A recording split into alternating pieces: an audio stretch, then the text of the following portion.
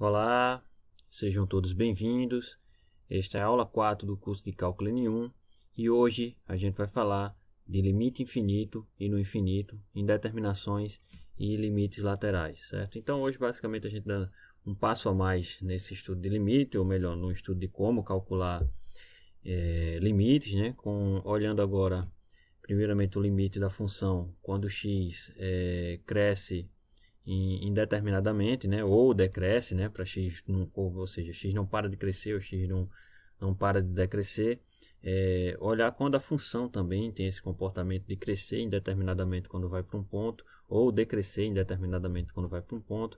Ver limites com indeterminação, né, porque até agora a vida estava fácil demais, a gente só calculava limite que não tinha problema nenhum em substituir o valor de x estava tendendo no ponto, então era basicamente a gente só fazia a função avaliada no ponto. Hoje a gente vai ver algumas indeterminações, ver como contorna essas indeterminações e quando é possível ou não possível contornar essa indeterminação, e o limite não vai existir mesmo, e por fim a gente vai ver limites laterais, que basicamente a gente vai ver, esses limites vão garantir quando o limite existe ou não, né? Na verdade, já dando spoiler aí que seria esse limite lateral, a gente vai ver, ele vai garantir a existência ou não no limite. Lembrando que essa aula tem o mínimo de edição possível, então já vou me desculpando aí qualquer gaguejada, qualquer parada para me hidratar, qualquer tosse, pigarro, qualquer coisa que aconteça no meio do vídeo, certo? Então, sem mais delongas, a gente vamos para a aula e começar a estudar. Bem, e como motivação dessa aula, a gente vai estudar a seguinte função.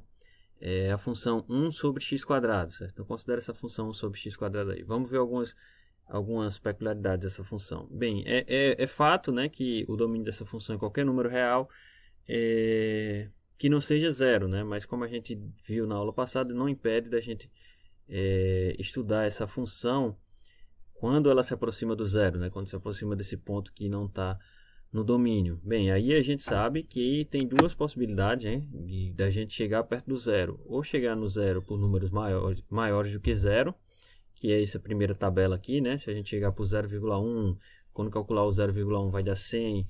Quando calcular o f de 0,01 vai dar 10.000 e assim sucessivamente. Mas perceba o padrão que está acontecendo é que quando eu me aproximo do zero, o valor da função está sendo muito grande, né? Então, quanto menor for esse número, o valor da função ela vai admitir valores enormes, né? Mas isso aqui eu estou me aproximando por valores maiores que zero. Da mesma forma, eu posso me aproximar também do zero por valores menores que zero, né? Porque o domínio é todo mundo que não seja o zero, então negativo também vale. Mas perceba que quando eu me aproximo do zero agora por valores menores do que zero, então, ou seja, o valor dessa função ela continua explodindo, né? Para menos 0,01 vai dar 100, para menos 0,01 vai dar 10.000 e assim sucessivamente, mas vai crescendo, né? Então, à medida que eu me aproximo de zero ou por valores maiores que zero ou por valores menores que zero, o valor dessa função ela sempre explode, né? Ela sempre vai ser muito grande. Outro caminho também que a gente pode fazer é estudar essa função agora quando esse x cresce indefinidamente, né? Ou seja, o x qual é o valor de f de x para x muito grande, né? Se você perceber o que é que acontece, quando eu calcular o f de 10, ele vai dar 0,01. Quando eu calcular o f de 100, ele vai dar 0,0001. E quando eu calcular o f de 1000, vai dar 0,0000. Perdi até as contas aqui do 0,1, certo? Então, ou seja, à medida que esse x cresce, agora se o x decresce no sentido de ir para perto do zero, a função cresce, se decresce, e agora se o x ele cresce indefinidamente, o valor dessa função ela vai se aproximando de zero, né? Acontece o oposto, né? Se x crescer indefinidamente, o valor dessa função se aproxima de zero.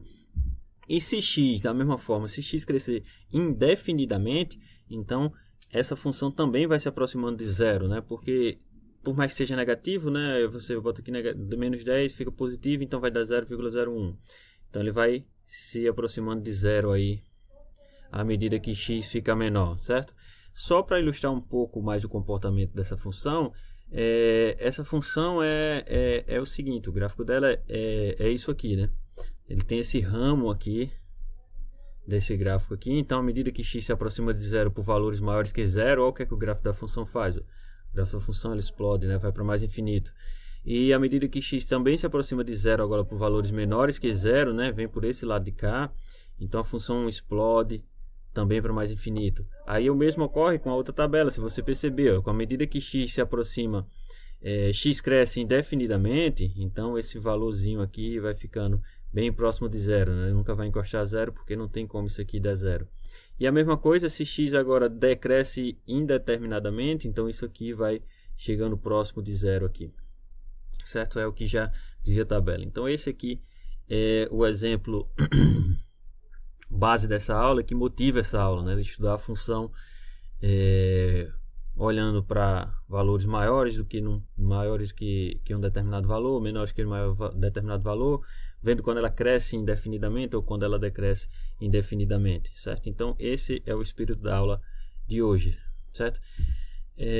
Então vamos ver só algumas observações logo com esses valores de infinito, que já dá para perceber mais ou menos só olhando para aquela tabela lá que a gente fez. Claro, isso tudo aqui é passivo de demonstração, mas aí a gente vai omitir essas demonstrações para ficar só a questão de aplicabilidade mesmo, né? Então, se o limite de uma função for L diferente de zero, e se o limite de uma função se o limite de uma função quando x tende a p é L diferente de zero, e o limite de essa outra função g ela é zero na hora quando x tende a p, então o limite desse quociente ele vai dar mais ou menos infinito, né? O que é que vai dizer mais ou menos infinito? É justamente o sinal desse L, certo? Então o sinal desse L vai dar mais ou menos infinito. Então é exatamente o que a gente tinha lá, né? O L, no caso lá, no exemplo anterior, a gente tem a função 1 sobre x quadrado. Se você reparar ali como se fosse duas frações, no numerador a gente tinha a função constante igual a 1, que quando x tende a zero, ela continua sendo 1, e no denominador a gente tinha a função x quadrado, que quando x tende a zero, vai para próximo de zero, né? Então, sempre que eu identificar o limite de fração de duas funções, onde uma tende para alguma coisa constante, certo? E a de baixo vai para zero, o resultado disso vai ser mais ou menos infinito. Quem vai ser mais ou menos infinito vai depender do valor de L, né? No caso lá da gente, o L era positivo, então aquilo tendia para mais infinito, né? Certo? Então que vai depender do valor de L. Beleza? Então a gente viu lá que como se aproximava de zero, à medida que x se aproximava de zero, tanto pela esquerda no caso aqui, ou tanto para valores maiores que zero como menores que zero, essa função ia para mais infinito. Certo? Intuitivamente, como é que a gente vai definir um limite agora quando x cresce indefinidamente, né? Intuitivamente a gente vai dizer que f que o limite de f quando x tende a mais infinito, ou respectivamente menos infinito, é L. Se o valor dessa função f de x se aproxima de L, à medida que x se torna suficientemente grande ou pequeno, né? Então, se x fica grande o suficiente e o valor de f de x é L, a gente diz que o limite dessa função quando x tende ao infinito é L, e se x decresce suficientemente para deixar o valor da função f de x igual a L, a gente diz que o limite de f de x quando x tende a menos infinito, isso é L. Certo? E por motivação também daquela outra função lá, a gente tinha que quando x ia para mais infinito, a função ia para zero, e quando x ia para menos infinito, a função lá também ia para zero, né? 1 sobre x quadrado. E uma terceira observação é no caso agora de que a gente está com infinito no denominador, né? Ou a função está crescendo indefinidamente no denominador, que é essa questão, seja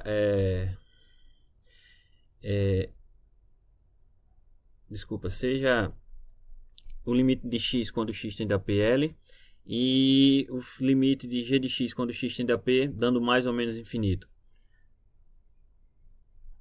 Então o limite do quociente dessas duas funções vai dar zero, certo? Porque é o que a gente tem que fazer lá, vai ficar uma constante dividido por um número muito grande, que era o que a gente tinha lá, né? Então ficar uma constante dividido por 10, então vai diminuindo, uma constante dividido por 100, diminui também, uma constante dividido por 1 milhão, então o valor dessa constante ela vai ficar bem próximo de zero, certo? O valor da constante não, desculpa, o valor da fração, vai bem para próximo de zero, certo? E aqui independe do x ir para mais ou menos infinito também, certo? Aqui não precisa x ir para um p específico, né? X pode ir para mais infinito ou menos infinito, e aí esses resultados aqui, eles são, claro, menos esses resultados aqui, eles são sempre válidos, né? Tudo motivado por aquele exemplo lá. Se você dá uma esquecida de como funciona essa coisa de embaixo está indo para zero, em cima está constante, ou em cima está constante e embaixo está indo para mais infinito. Lembra daquela x quadrado, né? Que se você tem uma constante,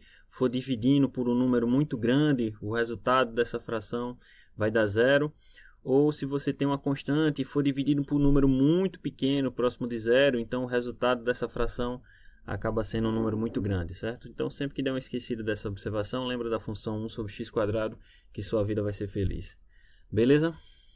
Então vamos agora para alguns exemplos, certo? Então vamos calcular os seguintes limites. Primeiro a gente já viu lá, né, do exemplo motivador lá do início da aula, que 1 sobre x quadrado, o limite de quando x vai para mais infinito de 1 sobre x quadrado é a mesma coisa do limite de 1 sobre x quadrado quando x vai para menos infinito, e o resultado disso é zero, né? Porque se cresce indefinidamente ou se decresce indefinidamente, eu estou com uma constante dividido por um número muito grande, então isso vai resultar de uma fração muito pequenininha, próximo de zero. Beleza? Para o segundo exemplo, considere aí esse número E formado de 2,718 e assim sucessivamente, que eu não vou ficar lá nesse negócio também. Essa constante aí é chamada de número de Napier, número de Napier, ou número de Euler também. Ele também é conhecido como número de Euler ou número de Napier. Bem, isso é um número irracional, certo? Então, ou seja, essa dízima aqui, ela é infinita e não periódica, ela fica cada vez de número diferente aí. E esse número aqui é interessante, a gente vai estudar ele basicamente, os logaritmos e exponenciais a gente vai usar ele, porque além de ele ser um número racional, ele aparece nos mais diferentes ramos da ciência quando se vai tentar modelar algum comportamento, certo? Você vai fazer a modelagem de algum comportamento por uma equação matemática, em geral aparece esse número, né? Aparece esse número na biologia, aparece esse número na física, na estatística, na física, né? Biologia falei, né? Estatística, aparece um monte de coisa. Na matemática também ele facilita muito na hora que a gente vai trabalhar com logaritmo. Então, basicamente aqui, quando estudar logaritmo, a gente vai usar a base, como base, em vez de base 10, que naturalmente usava lá no ensino médio, a gente vai usar essa base de Napier, né? E a gente vai chamar de logaritmo natural ou logaritmo neperiano. Palavra meio esquisita. Logaritmo natural neperiano. Certo? Então, isso é só um número irracional que ele aparece bastante quando vai modelar algum problema. Certo? Até na economia, acho que tem uma parte também em sociologia, eu acho que quando tem um comportamento lá de algumas certas coisas, aparece esse número. Certo?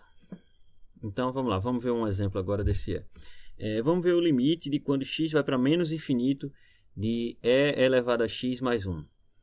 Certo? Se você olhar aqui, a gente pode usar aquela propriedade que a gente já vem usando, né? Que o limite, eu posso enxergar isso aqui como duas funções, e aí o resultado desse limite é o limite dessa função mais o limite dessa função. Certo? Então, vamos lá. Quando x vai para menos infinito, se você lembrar lá do gráfico de E, esse valor de E, ele tende a zero. Certo? E quando x vai para mais infinito, esse valor de 1 ele tende a 1 mesmo, porque 1 é constante, não vai sair para canto nenhum. Então, o resultado desse limite aqui vai ser o limite desse, que vai tender a 0, mais o limite desse, que é 1. Então, o resultado disso aí é 1. Certo? E o gráfico daqui, para a gente dar uma olhada, na verdade, disso, já lembrando translação de gráfico, qual é o gráfico dessa função aqui? Na verdade, o gráfico dessa função, ela é só a função e elevado a x, que tem esse gráfico aqui, transladado 1 na imagem, ou seja, subido 1. Subiu 1 aqui, em vez de ele passar encostando no 0, ele passa agora encostando no 1. E esse passar encostando, ele tem um nomezinho para esse passar encostando para essa reta. Qual é o nomezinho do passar encostando dessa reta? É o seguinte, seja f uma função e b um número real. Dizemos que a reta y igual a b é uma assíntota horizontal de f de x quando o limite de f de x, quando x for para mais infinito, for igual a b, ou o limite quando x vai para mais infinito também for igual a b. Ou um ou outro aconteceu, a gente diz que essa reta y igual a b é uma assíntota horizontal, certo? Então, y igual a 1 é uma assíntota horizontal para a função f de x igual a e elevado a x mais 1. Beleza? Tem assíntotas verticais também, mas eu dei aqui só um exemplozinho para a gente dar uma pincelada aqui. Assíntota, mas esse assíntota ele vai ocupar mais o tempo da gente lá no final do curso, quando a gente estiver montando, esboçando o gráfico de funções, certo? Bem, então, dando continuidade, a gente vai falar só uma última observação aqui sobre esses limites infinito e no infinito, que uma espécie até de aritmética aqui com finito, né? Somar ou diminuir, somar uma constante com alguma coisa infinita, né? Seja o limite da função f de x quando x tende a p L, e g de x sendo uma função cujo limite quando x tende a p é mais ou menos infinito. Então, o limite de g de x mais ou menos f de x, isso sempre vai dar mais infinito ou menos infinito, certo? Claro, isso também, se p tender para mais infinito ou menos infinito, esse resultado é o mesmo. Bem, mas perceba a diferença aqui. Aqui eu estou fazendo constante mais infinito, né? Ou constante ou infinito menos uma constante.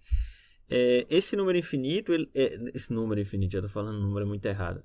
Esse símbolo infinito significa que a coisa cresce indefinidamente, não para de crescer, certo? Então, por mais que ele não pare de crescer, quando você adiciona alguma coisinha a isso, na verdade não vai nem fazer efeito, né? Não vai fazer efeito no resultado final. Então, continua sendo mais infinito. É a mesma coisa de você pegar um contra-gota, uma gotinha de água doce, dar um pingo lá no mar e esperar que essa água não fique salgada, né? É impossível isso, né? Então é a mesma coisa.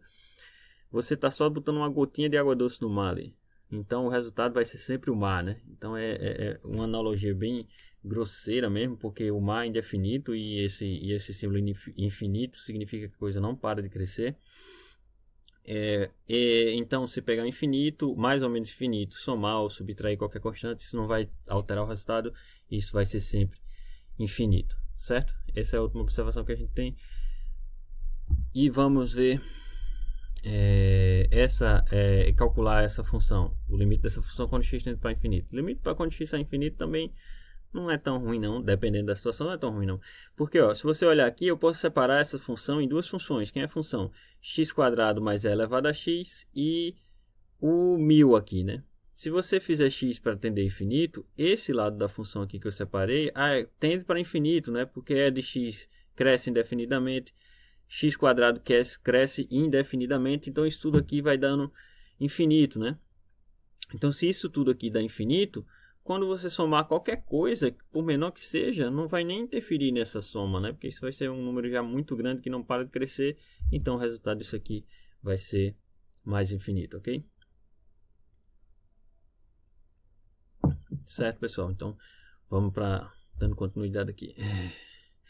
Bem, então vamos ver alguns tipos de indeterminações, né? Porque até agora o mundo está bacana demais. Está sem determinação, está sem nada. Então, calcular os limites aqui estão sendo basicamente olhar a função indo para um ponto, né? Bem, então são indeterminados expressões desse tipo, né? Limite de quando x tende a p de f de x sobre g de x, quando o limite de f de x tende a p coincide com o limite de f de g de x quando x tende a p e dá zero, né? Então isso é 0 sobre 0. Bem, 0 sobre 0 dá indeterminação, né? A gente já viu se foi constante com alguma coisa que está indo para zero, a gente consegue estimar ali qual vai ser o comportamento da fração, né? Agora 0 sobre 0 a gente não tem como estimar comportamento de fração nenhuma do tipo 0 sobre 0, né? Infinito sobre 0 sobre, alguma coisa sobre alguma constante que está indo, alguma coisa que está tendendo a ser constante sobre alguma coisa que está tendendo a ser zero, a gente tem um comportamento, mas 0 sobre 0 não. Outra indeterminação do tipo infinito sobre infinito, né? Infinito sobre infinito também é indeterminação, porque uma coisa pode estar crescendo mais rápido que a outra, então como é que a gente decide isso? Então isso também gera indeterminação. somar, quer dizer, na verdade fazer subtrações de infinito, isso também dá problema, né? Porque a gente não sabe quem está crescendo mais ou quem está decrescendo mais, né? Então, a grosso modo, essa devia ser 3, mas aí tem 2, eu não estou sabendo nem mais contar. O infinito menos infinito não dá 0 não, porque alguma coisa pode estar crescendo. Essa coisa, de novo, essa coisa não é um número. Não é um número, isso é um símbolo para identificar que isso cresce indefinidamente ou decresce indefinidamente. Então, se você está subtraindo esses dois símbolos, né, pegando um símbolo e subtraindo do outro, ou bem entre aspas, assim, subtraindo do outro, você não tem condição quem cresce mais ou quem decresce mais para ver que o resultado seria positivo, mais infinito ou menos infinito, né? Então, isso gera uma indeterminação. Uma segunda determinação é 0 vezes o infinito também. 0 vezes infinito você não tem essa, mais ou menos infinito, você não tem essa condição de saber determinar o que isso aí vale. 0 elevado a 0 também é uma indeterminação, certo? Porque todo número diferente de 0 é elevado a 1, mas elevado a 0 é igual a 1. Agora 0 elevado a 0, a gente não tem um resultado, então é indefinido. Então a gente pode montar situações, para todas essas indeterminações, a gente pode montar situações que isso nem faça sentido, ou que faça sentido e tenha valores diferentes, né? Então a gente vai ver um monte de exemplos com essas coisas. Não um monte, mas alguns. Um monte é muito exagero. Sim, outra indeterminação agora infinito elevado a 0 também é uma indeterminação. A gente não sabe quanto é infinito elevado a 0, perde o rumo da coisa. E também mais ou menos 1 elevado a infinito, isso também é indeterminação. Bem, a gente vai trabalhar todas essas indeterminações ao longo do curso, só que a princípio aqui a gente vai ficar mais atento a essas 4 primeiras, certo? Essas 4 primeiras vão ocupar mais. Depois, quando a gente vê outras ferramentas de como calcular limite, a gente vai usando essas outras, certo? Então vamos trabalhar exemplo em alguns limites sobre algumas indeterminações dessa. A indeterminação clássica é a fração de dois polinômios, limite da fração de dois polinômios, onde o resultado dessa fração tem uma coisa que está tendendo a 0 sobre 0, né? Se você olhar o limite dessa função do quociente desses polinômios, quando x tende a 1, o resultado desse aqui vai tender a 0, e quando x tende a 1 nesse de baixo, o resultado desse aqui também tende a 0. Então eu estou em determinação do tipo 0 sobre 0. Indeterminação do tipo 0 sobre 0, quando se trata de polinômios, é uma coisa relativamente simples. Por que é relativamente simples? Porque aí a gente se apoia no resultado de raízes de polinômios, né? Se x igual a 1 zero esse polinômio, significa que x igual a 1 é solução desse polinômio aqui, né? Solução não, é raiz desse polinômio aqui. E se ele é raiz, se x igual a 1 é raiz desse polinômio aqui, então dentro desse polinômio aqui, ele está previsto aqui um x menos 1. Tem um x menos 1 aqui dentro desse negócio que dá para pôr em evidência, só tem que você... Como é que a gente vai achar o x menos 1 para pôr em evidência aqui, certo? Então isso aqui pode ser escrito como x menos 1 vezes um outro polinômio. Ou seja, se você lembrar a risca, se alfa é raiz de um polinômio, então x menos alfa divide esse polinômio, né? Ou seja, x menos alfa dá para dividir, a divisão ser inteira. A mesma coisa acontece com esse polinômio aqui de baixo, certo? Se 1 zera, então dá para escrever aqui ele como x menos 1 vezes alguém. Então tem um x menos 1 embutido aqui, tem um x menos 1 embutido aqui. Como é que a gente faz para esse x menos 1 aparecer? Bem, você faz a divisão desse polinômio por x menos 1, depois faz a divisão desse polinômio por x menos 1. Como é que eu vou fazer essa divisão? Bem, façam do jeito que vocês preferirem. Tem uma série de métodos lá para fazer, Bierhoff-Ruffin, eu acho que é o nome de alguma coisa do tipo, não sei. Bem, eu faço sempre do jeito que aprendeu lá, eu acho que no 6º ano a gente aprendeu a dividir polinômios, aí eu faço essa divisão mesmo usando o algoritmo de Euclides, certo? Então eu vou fazer essa divisão aqui. Bem, mas vocês fiquem à vontade para fazer do jeito que quiser. Eu vou apresentar esse método aqui, porque esse método dele não erra, né? É a divisão pura e simples. Então, para errar, eu acho que esse é o método mais difícil de você errar, é esse, porque esse usa a divisão pura e simples. Como é que você usa a divisão pura e simples? Bem, é fazer a divisão desse polinômio com esse aqui. Então como é que é? E vai lembrar lá do sexto ano, é arrumar um número que multiplicado por esse eu consiga cancelar esse polinômio aqui, né? Essa primeira parte desse polinômio, né? E aí a gente vai fazendo isso do jeito bem raiz mesmo, né? Então a gente vai ter que arrumar um número aqui que multiplicado por esse consiga eliminar algum coeficiente desse polinômio aqui. Bem, para uma coisa mais estratégica, é melhor você sempre procurar alguém que anule esse primeiro termo aqui, né? Então a gente procura. Aqui tem x, eu tenho que botar alguma coisa que quando eu multiplicar por x e subtrair desse daqui, zera, certo? Então a gente vai e põe o x elevado à quarta, né?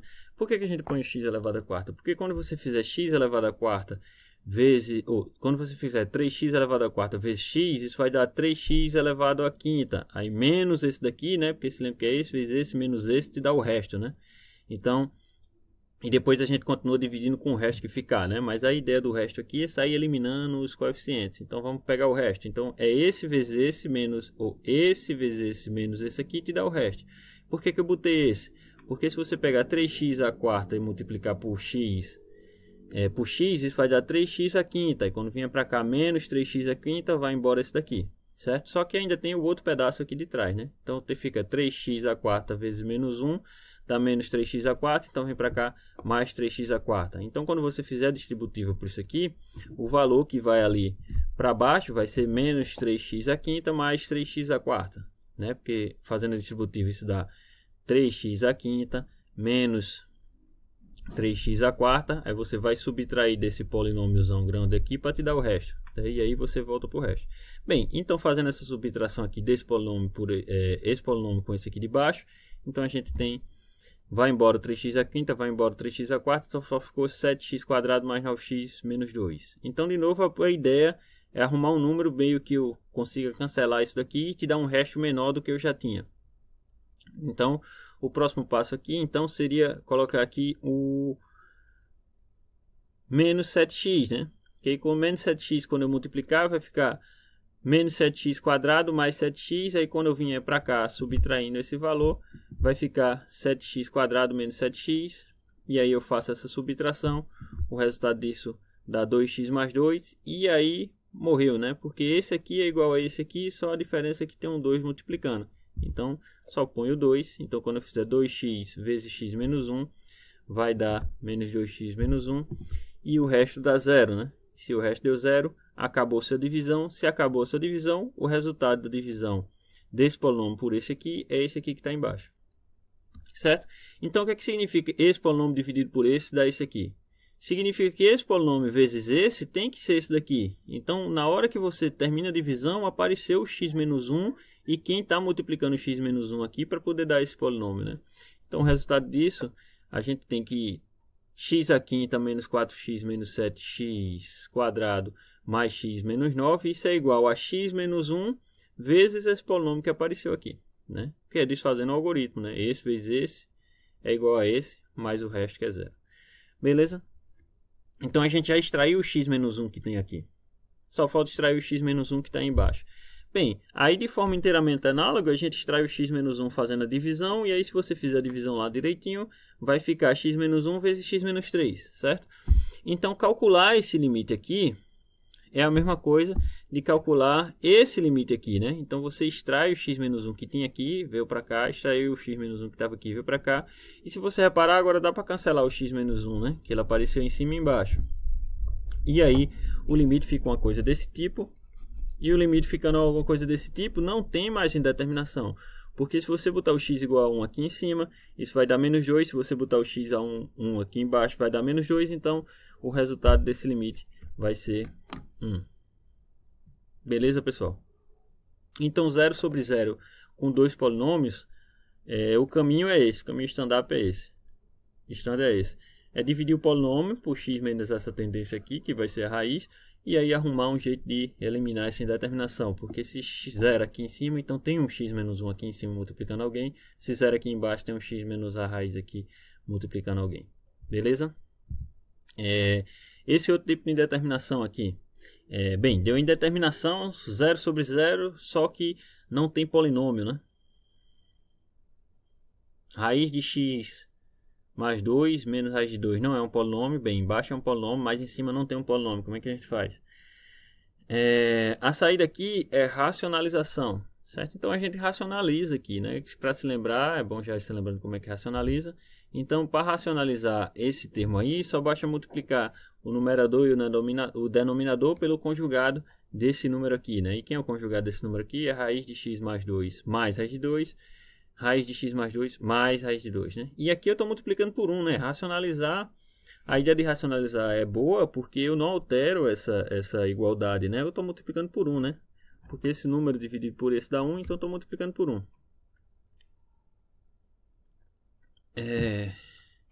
Bem, em cima a gente tem um produto notável, né? Então é quadrado do primeiro mais quadrado do segundo. E embaixo vai ficar o x que multiplica isso tudo, né? Bem, aí cancela esses 2 menos 2 dá 0. E aí fica só... E vai ficar no numerador x, no denominador x. A gente cancela o x, em cima fica 1. E embaixo fica raiz de 2, raiz de x mais 2 mais raiz de 2. Então perceba que agora a gente não tem mais indeterminação. Bem, se a gente tivesse indeterminação ainda, o que é que a gente podia fazer? Racionalizar de novo. Né? Naquela questão lá do polinômio, se a gente tivesse uma indeterminação, o que é que a gente podia? Sair dividindo o polinômio de novo. A ideia dessas coisas aqui é tirar a indeterminação. Se fez o primeiro método, não deu, ainda está indeterminado, pode interar com o mesmo método que provavelmente vai dar uma ajeitada lá. Certo? Então aqui já assumiu a indeterminação, porque se eu substituir x igual a 0 aqui, isso aqui vai dar raiz de 2 mais raiz de 2. Então, o resultado disso é 1 sobre 2 raiz de 2. Beleza? E esse resultado, e essa limite aqui, se você perceber, esse limite tem uma indeterminação, né? Qual é a indeterminação? Quando eu fizer x aqui crescer indefinidamente, isso aqui vai dar mais infinito. Quando eu fizer 9x ao cubo crescer indefinidamente, isso aqui vai dar menos infinito por causa desse sinal aqui de infinito aqui da frente. Então você já tem uma coisa muito grande que cresce indefinidamente, subtraindo uma coisa que cresce também indefinidamente. Então qual é o resultado disso? Indeterminado. E para completar, você ainda vai voltar a somar essa coisa que cresce indefinidamente. Qual é o resultado? Complicou. Mas aí como é que a gente faz isso? Bem, a gente faz isso usando aquela ideia, para contornar esse tipo de indeterminação, a gente usa aquela ideia de que alguma constante dividido por alguma coisa que está muito grande vai para zero. E aí como é que a gente faz isso? A gente pega esse maior termo, certo? E põe ele em evidência, né? Pondo ele em evidência, esse termo aqui, né, é o 5x, então quando você botar o x em evidência vai ficar só 1. Esse termo aqui, quando você botar o 5x aqui em evidência, vai ficar 9 sobre x quadrado. Esse termo aqui, quando você botar o 5x aqui em evidência, vai ficar 1 sobre x quadrado. E o outro, 10 sobre x à quinta, né? X à quarta, desculpa, que não é aqui quadrado, não, é x à quarta. Não, vocês estão vendo, né? Eu estou falando errado, mas vocês estão vendo. Certo. Então, quando o x crescer indefinidamente aqui, esse resultado aqui vai para zero. Quando x crescer indefinidamente aqui, esse vai para zero também. Por quê? Porque é uma constante sobre uma coisa que está muito grande. Então vai para zero. Constante sobre tal coisa muito grande. Então vai para zero. Então toda essa parte aqui que estava me dando problema, tudo foi para zero. E ficou só aqui basicamente. O 5x quando x vai para infinito. Então 5x quando x vai para infinito, o resultado é o 5x à quinta quando x vai infinito. Isso aqui dá mais infinito. Certo? E aí, isso dá indeterminação. Certo? Então, esse é o jeito de contornar a indeterminação. Você olha para a maior potência e vai dando uma arrumada. Na prática, o que é que você vai fazer? Olhar a maior potência. Se for um polinômio, né? Se for um polinômio. Se for um polinômio, repetindo. Se não for um polinômio, aí a gente vai ver uns artifícios aí para dar uma ajudada. Bem, e para concluir a aula de hoje, a gente vai falar um pouco sobre limites laterais, certo? O que é limite lateral? Bem, dizemos que L é o limite lateral à direita, respectivamente aqui à esquerda, de f de x, quando x se aproxima de L, à medida que x se aproxima, quando f de x se aproxima de L, à medida que x se aproxima de P por valores maiores que P e, respectivamente, por valores menores que P. Ou seja, o limite lateral à direita é quando eu estou me aproximando de P por valores maiores que P, e limite lateral à esquerda é quando eu estou me aproximando de P por valores menores que P, certo? E aí a notação para a gente definir limite lateral à direita ou à esquerda é esse maisinho ou esse menusinho na frente do P. Se eu me aproximar com esse maisinho aqui, eu estou me dizendo que eu estou aproximando de P por valores maiores que P. Se eu me aproximar com o menusinho, eu estou me aproximando de P por valores menores que P, certo?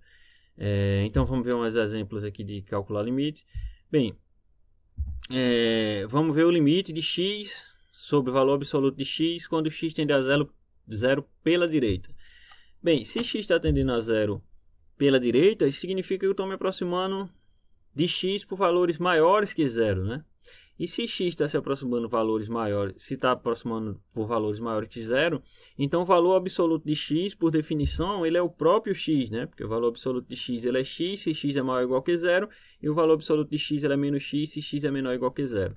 Como eu estou me aproximando por x maiores que zero, né? Então, esse valor absoluto aqui vai sair só o x, né? Então, você ficou a fração de x sobre x, né? Então, esse aqui é o limite de quando x tende a zero da função constante igual a 1. Então, o resultado disso tem de ser 1, certo? Um exemplo 2, bora olhar agora para esse mesmo limite agora, só que com x tendendo a zero pela esquerda. Bem, se x está tendendo a zero pela esquerda, eu estou fazendo x tender a zero por valores menores do que x. Se x está tendendo a zero por valores menores que x, então ele sai do modo... Desculpa. Então, ele sai do módulo com um sinal contrário de x, né? Então, o módulo de x vai ser o menos x, então vai ficar o limite de x sobre menos x. O resultado dessa divisão vai ser menos 1.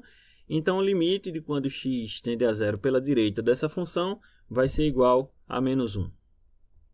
Beleza? Aí, com limites laterais, a coisa é importante, porque o limite lateral ele garante quando é que uma função tem limite ou não, com o seguinte teorema.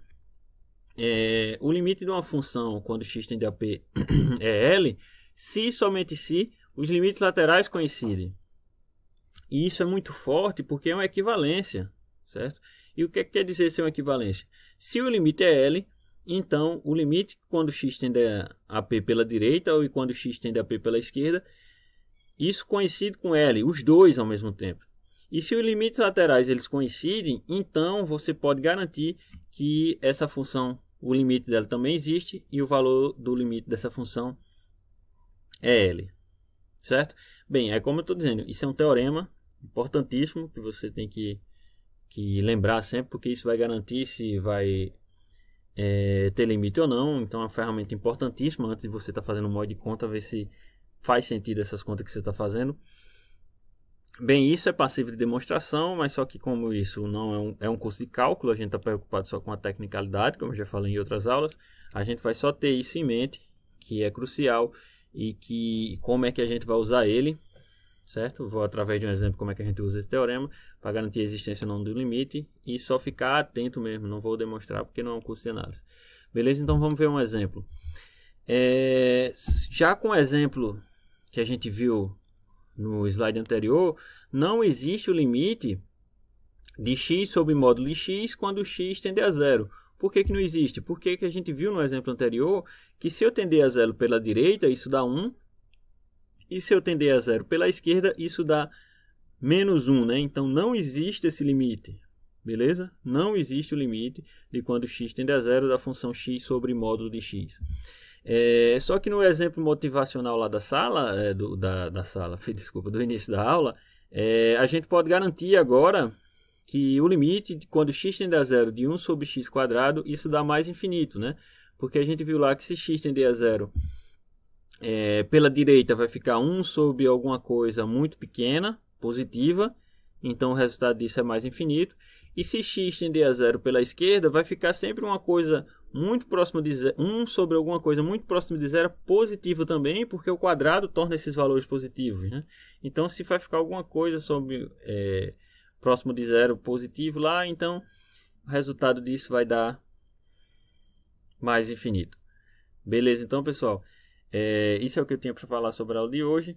Até a próxima, fiquem todos bem, valeu!